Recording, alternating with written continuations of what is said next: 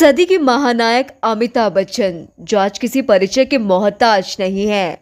ऐसा कोई एक्टर नहीं है जो अमिताभ बच्चन के सम्मान में ना झुकता हो। बिग बी ने साल 1959 में 7 हिंदुस्तानी से फिल्मों में कदम रखा, जिसके बाद वो कामयाबी की सीढ़ी चढ़ते गए। उन्होंने अमर, अकबर एंथनी, आनंद, जंजीर, मुकद्दर का सिकंदर जैसी हिट फिल्मों को बॉलीवुड को दिया। उन्होंने अपनी शानदार एक्टिंग से न केवल नाम कमाया, बल्कि उसके साथ ही बिग बी ने बेशुमार दौलत अपने नाम की। हर एक कामयाब एक्टर की तरह अमिताभ बच्चन की जिंदगी में कई उतार चढ़ाव आए। वो जिंदगी की मुश्किलों से कभी नहीं हारे और हमेशा उनका सामना करते रहे। लेकिन एक समय ऐसा आया जब लाखों करोड़ों प्रॉपर्टी के मालिक बिग बी ने खुद को दिवालिया घोषित कर दिया। इतना ही नहीं, कर्जदार उनके दरवाजे तक पहुंच गए। 90 के दशक के अमिताभ बच्चन को सबसे बड़े स्टार्स में शामिल किया जाता।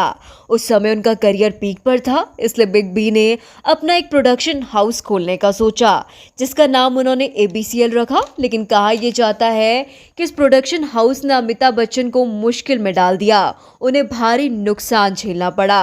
हैरानी की बात यह है कि उस समय के सुपरस्टार ने खुद को दिवालिया घोषित कर दिया और ये समय उनके लिए सबसे बड़ी मुश्किल लेकर आया। साथ ही ये सबसे बड़ी हेडलाइन बन गया। चारों तरफ बस बिग बी के दिवालिया होने की खबरें थे और ये लगातार सुर्खियां बटोर रही थी। एक इंटरव्यू में खुद बिग बी ने कहा कि उन्हें कई दिनों तक नींद नहीं आती, वो बस सोचते रहते हैं कि आगे क्या करना है।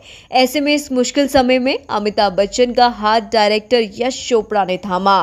वो उनके लिए फरिश्ता बनकर आए। अमिताभ बच्चन ने यश चोपड़ा के साथ कई फिल्मों में काम किया, जिसकी वजह से बिग बी के करियर में 4 चांद तक लग गए।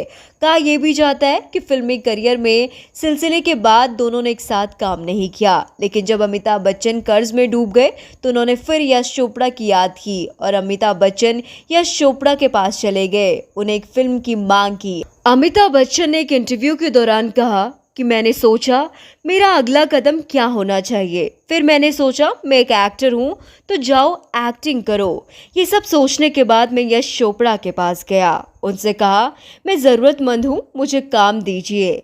जिसके बाद उन्होंने फिल्म मोहब्बतें मुझे दी, जिससे मेरी गाड़ी पटरी पर आने लगी। तो वहीं इस दौरान अमिताभ बच्चन को हॉलीवुड के superhit show who wants to be millionaire offer हुआ। उनके हिंदी वर्जन कौन बनेगा करोड़पति को होस्ट करने का बड़ा मौका बिग बी को मिला और उन्होंने बिना समय गवाए इसको हाँ भी कर दिया।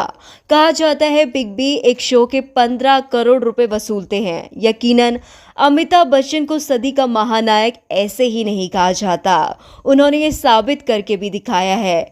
फिलहाल इतना ही। इस तरह की तमाम जानकारियों के लिए जुड़े रहे हमारे साथ और देखते रहे न्यूज़ फ्लैश बिग।